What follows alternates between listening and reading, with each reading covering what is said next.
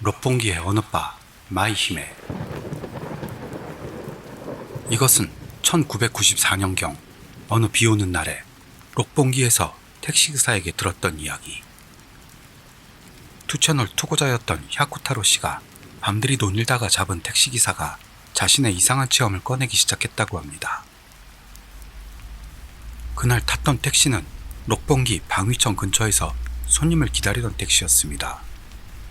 시간은 심야 시간대로 요코하마까지 40분 정도 되는 긴 길이라 야쿠타로 씨는 "귀손님, 무서운 체험 같은 거 없으세요?" 물었습니다. 기사는 잠시 생각한 뒤 "손님, 실은 말이죠." 입을 열더니 어느 기묘한 이야기를 시작했습니다. "얼마 전 일인데요." 비가 쏟아지던 날, 기사는 롯봉기 사거리 근처에서 손님을 기다리고 있었습니다.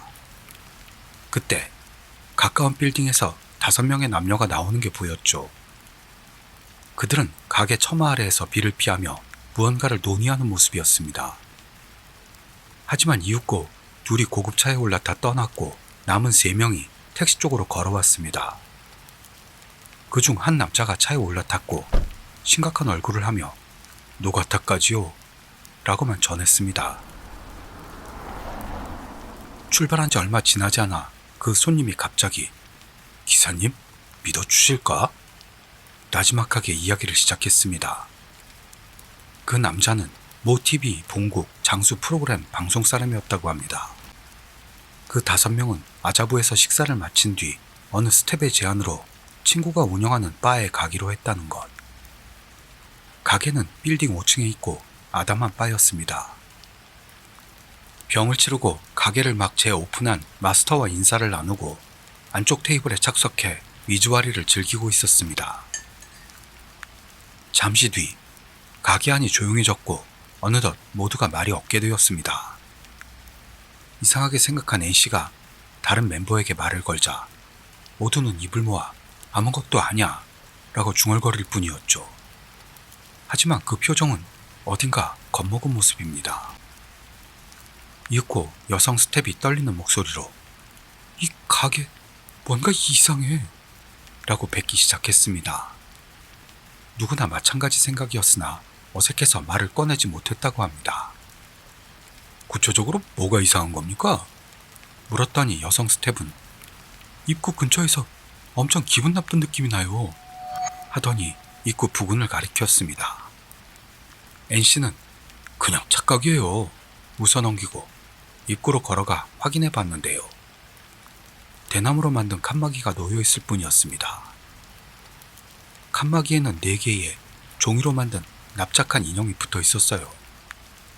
인형은 전부 눈, 코 등이 그려져 있지 않은 소박한 생김새로 부모와 자식 둘의 모습처럼 보였습니다. 자리로 돌아온 N씨는 "아무것도 없었어" 말했습니다만 그들의 표정은 점점 어두워지기만 할 뿐. 여성 스텝은 "저 종이 인형이 장난 아닌 느낌이 나" 라며 창백해졌습니다. 그러자 다른 남성 스텝이 "화장실 갈 때도 섬뜩했어" 하는 말을 꺼냈고 N씨는 모두가 무서워하는 걸 보다 못해 "진짜 겁쟁이들이네" 쏘아붙인 뒤 자기도 화장실을 향했습니다. 화장실 안은 어두웠는데 N씨가 이를 보던 중 갑자기 양쪽 어깨에 무거운 게 내려앉는 느낌이 들었다고 합니다.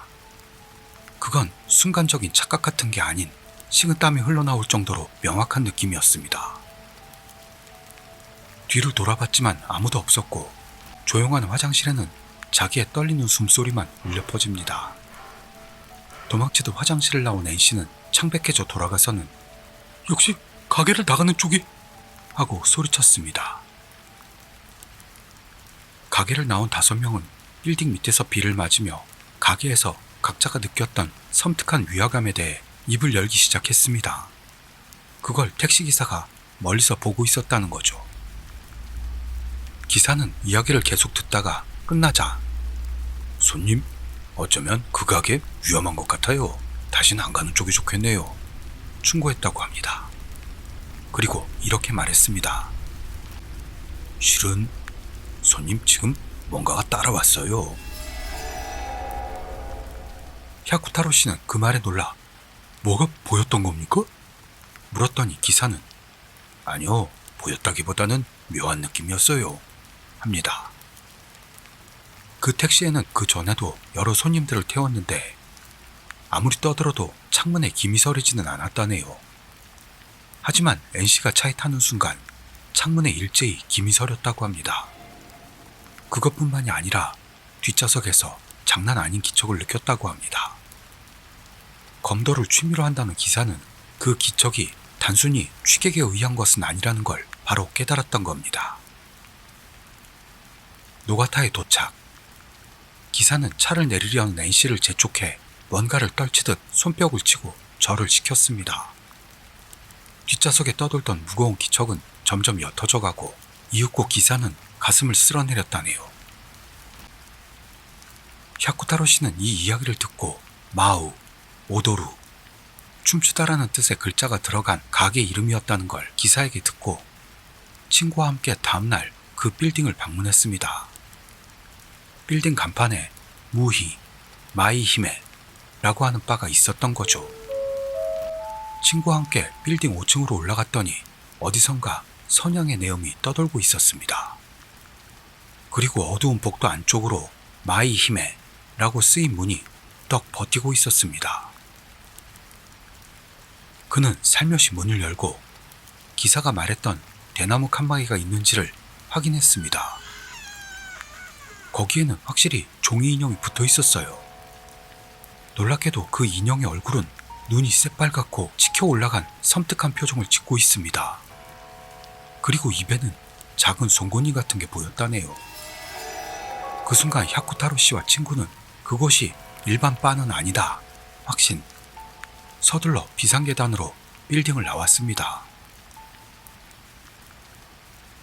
그 후 그는 친구와 같이 류도초의 빌딩과 마이히메에 대해 더 조사해봤습니다만 나온 건 별 볼 일 없는 소문투성이었습니다. 아무래도 그 빌딩에는 아무도 입에 담지 않는 비밀이 잠들어 있는 모양입니다. 몇 년이 지나 다시 마이히메를 찾아가려고 했더니 가게는 흔적도 없이 사라져 있었습니다. 이제 녹봉기에는 그 가게의 그림자조차도 남아있지 않습니다. 그렇지만 그 종이 인형의 눈빛은 지금도 야쿠타로 씨의 기억에 선명하게 새겨져 있다네요. 나카야마 이치로의 오사카의 아이터널.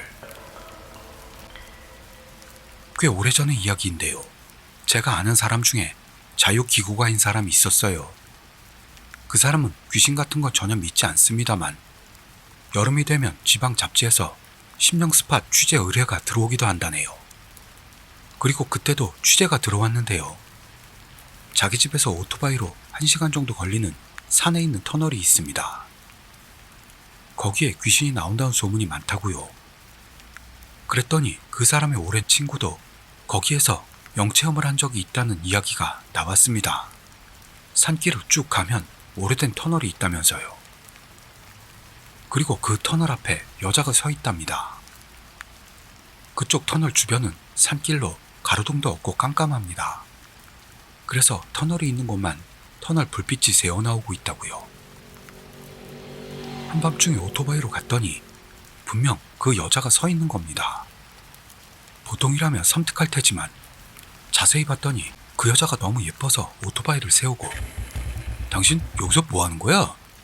말을 걸었더니 그 여자가 실은 남친하고 드라이브 하다가 차에서 싸웠어요. 그래서 남친이 차를 내리라고 하더니 이런 산속에다 버리고 갔네요. 장난이라고 생각했는데 한참을 기다려도 안 돌아와서 불빛이라고는 여기밖에 없으니 여기 서서 기다리고 있어요. 그렇구나. 그럼 큰일이겠네. 그건 그렇고 어디 사람? 그렇게 묻자 가까운 마을 이름을 대길래 그럼 타 하고 오토바이 뒤에 태웠다고요. 그랬더니 어느새 그 여자는 사라졌다고 합니다. 그 말을 들은 그 기고가 양반은 사실인지 아닌지 의심에 휩싸이면서도 취재처에서 그런 기사를 써달라는 것도 있어 취재 목적으로 가보기로 했던 겁니다. 여름밤에 홀로 오토바이를 달려 가보기로 한 거죠. 길은 제대로 된 포장도로입니다만 분명 가로등은 전혀 없었고 산길이라 길도 조금 구불구불했다고 합니다. 그랬더니 들었던 말 그대로 터널이 있었고 거기에 여자가 서 있었다네요. 헐, 진짜 있어 생각합니다만 그 친구 이야기를 들었던 것도 있어 기고가 양반은 그 터널을 뚫고 지나갔습니다. 그리고 터널을 다 빠져나가고 나서 지금 그 여자는 대체 뭘까? 다시 생각이 드는 거죠. 오토바이 전조등이 비쳤을 때 여자의 얼굴에 불빛이 제대로 닿는다는 건 그건 살아있는 사람일 거라 생각. 다시 한번 보러 갔던 겁니다. 분명 자신은 거기에 귀신이 있다고 생각했기 때문에 그 여자도 귀신이라 생각한 것뿐일 거라고요. 본인은 귀신을 그다지 믿지도 않고 불빛이 닿았을 때 그림자도 분명 생긴 걸 봤습니다. 그러니까 그건 산 사람일 것이다. 만약 그게 사람이라면 이 시간에 이런 곳에 있는 여자라면 뭔가 사건에 말려들었을지도 모른다. 그런 걸 이것저것 생각하면서 다소 공포는 있었지만 다시 한번 유턴해 터널 안으로 들어간 겁니다. 그리고 터널 안에 들어가서 입구까지 돌아가니 역시 여자는 있었습니다. 오토바이를 세우고 여자에게 말을 걸었죠. 그랬더니 여자가 실은 남친하고 드라이브 하다가 싸워서 라는 친구에게 들었던 이야기와 똑같은 말을 하는 거죠. 하지만 아무리 봐도 사람입니다. 성격도 무지 밝아서 내 말 좀 들어줘요 같은 느낌이라 역시 일반 사람이자 여자라고 생각한 겁니다. 어디 사람이야? 물어보자 여자는 일전에 친구에게 들었던 마을과는 다른 마을 이름을 대길래 이건 그 이야기에 나온 여자애와는 다르다. 이건 일반 여자애다 생각했죠. 그래서 여기 타 하고 오토바이 뒤에 태웠습니다. 꽉 잡아 하며 여자에게 자기 허리를 잡게 합니다. 여자의 감촉도 있고 체온도 제대로 느껴집니다. 그걸 속으로 확인하고 그럼 갈까 하고는 산속을 달리기 시작했습니다. 하지만 그때 달리면서 생각했어요. 이건 친구한테 들었던 이야기하고 똑같네? 생각한 순간 그쵸? 여자가 말했던 겁니다. 에? 하며 뒤를 돌아봤더니 모두가 했던 얘기처럼 여자는 없는 겁니다. 여자는 없는데 자기 허리 언저리를 감싸고 있는 손은 분명히 보이고 있습니다. 손은 있는 거죠. 하지만 여자는 없는 겁니다. 우와! 하며 서둘러 오토바이를 달립니다만 그동안에도 계속 손은 있었습니다. 이윽고 시가지로 들어왔을 무렵 손은 사라져 있었습니다. 그래서 저한테 전화를 걸어서는 지금 이런 일이 있었어 말했는데요. 나 귀신을 만났는데도 카메라도 있었는데도 아무것도 찍지 못했어 라고도 했습니다. 그 후 실제로 킹 레코드라든지 다른 관련 기업과 상의해서 몰려갔던 겁니다. 그랬는데 그 여자는 발견되지는 않았는데요. 차창에 손자국이 잔뜩 나 있었대요. 그렇게 아루지에 다키후도 심령 스팟이란 게 전국적으로 많이 있습니다만 제가 사는 야마가타에도 다키후도라는 뭔가가 있다는 장소가 있습니다. 원래는 수행자들이 가르침을 받는 장소였다는데요. 언제부터인가 거기에 장난삼아 간다면 저주받는다 또는 죽임당한다 등등 일컬어지고 있는 곳입니다. 저도 낮에 가본 적이 있습니다만 폭포가 정말 맑고 매우 깨끗한 공기가 흐르는 곳으로 여기에서 뭐로 저주를 받는단 말인가 이상하게 생각했었죠. 하지만 밤이 되면 주변 모습이 완전히 달라진다고 합니다. 어디서 들려오는지 모를 굉음, 그 안에서 다가오는 누군가의 발자국 소리, 한 치 앞을 내다볼 수 없는 어둠 속에서 뭐가 덮쳐와도 이상하지 않다. 그런 불길함이 주변을 감싸고 있다는 사람들이 많습니다. 귀희의 일본 괴담에서도 한번 다뤘던 적이 있으니까 링크를 달아놓도록 할게요. 그런 다키우도에 관련된 이야기입니다. 지방 TV국에서 일하는 케이시라는 분의 이야기입니다. 그날 그는 늦게까지 편집실에 남아 영상 편집 작업을 하고 있었다고 합니다. 그러는데 떠들썩한 소리가 나며 촬영 스태프들이 촬영해서 돌아온 모양입니다. 아, 수고 많았어. 어디 갔다 온 거야? 그렇게 말을 걸자 젊은 스태프 중 하나가 오늘은 다키오도에 있었어요. 일부러 겁에 질린 소리로 말했다고 합니다. 다키오도? 그 심령 스팟이라는 곳? 왜 또? 아니, 견내에 있는 신이나 절, 신사 같은 그런 것들을 촬영해달라는 의뢰가 들어왔어요. 젊은 감독은 그닥 무서워하는 모양이 아니라서 K씨는 일부러 거기 가면 큰일 당한다던데 부추겼다고 합니다. 너 위협하신다. 뭐니 해도 K씨가 오늘 밤은 여기 남으실 테니까요. 그런 말해도 난 모릅니다. 오히려 젊은 감독은 오늘 밤을 새야 하는 K씨를 향해 위협적인 말을 내뱉고 책상 위에 녹화된 테이프를 툭 던지고 돌아갔다고 합니다. 자기가 놀렸는데 그런 말을 들으니 썩 좋은 기분은 아닙니다. 서둘러 편집 마치고 날이 밝기 전에 수면실이나 가자. 그렇게 생각하면서 편집실에 틀어박힌 K씨. 이윽고 시간이 새벽 2시를 지났을 무렵의 일입니다. 깔깔깔깔. 어디선지 몇 명인가의 여성들이 서로 웃는 소리가 들려왔습니다. 이런 시간에 뭘까 이상하게 생각했지만 K씨는 그때는 무섭다고 생각하지 않았다고 합니다. 가끔 심야 녹화를 끝내고 돌아오는 여자 아나운서나 어떤 편집 작업을 마치기 위해 일찌감치 오는 편집 디렉터도 있으니까요. 분명 그쪽 사람들이라고 생각했다네요. 하지만 아무리 시간이 지나도 그 소리는 이쪽으로 가까이 올 것 같지가 않습니다. 아나운서 룸에 간다고 해도 사무실에 방문한다고 해도 편집실 앞을 지나쳐야만 하거든요. 근처에서 수다라도 떠는 거야. 하지만 심야 회사 내에서 떠드는 건 민폐지. 그렇게 생각한 K씨는 살짝 뭐라고 하려는 생각에 문을 열었다고 합니다. 복도에는 아무도 없었습니다. 새빨간 비상등 불빛 말고는 누군가가 있던 흔적도 아무것도 없었답니다. 정말 이상하게 생각이 됐는데요. 임박한 편집이 더 중요했죠. 깊이 생각하지 말자. K씨는 그날 아침까지 편집실에서 열심히 일했습니다. 문제가 벌어진 건 다음날 아침. 야, 그 테이프 누가 어디 뒀어? 지난밤에 젊은 감독이 안색이 바뀌어 회사 안을 헤매이고 있습니다. 왜 그래? 밤을 새 피곤한 눈을 비비면서 K씨가 말을 걸자 젊은 감독이 창백한 얼굴로 말했습니다. 아니, 어제 찍었던 다키오도 테이프를 어디에서도 찾을 수가 없어요. 들어보니 어제 책상 위에 놓여있던 테이프가 아침 일찍 왔더니 호련히 사라져 있었다고 합니다. 그런? 어젯밤에 계속 있었는데 테이프를 가져간 사람은 보지도 못했어.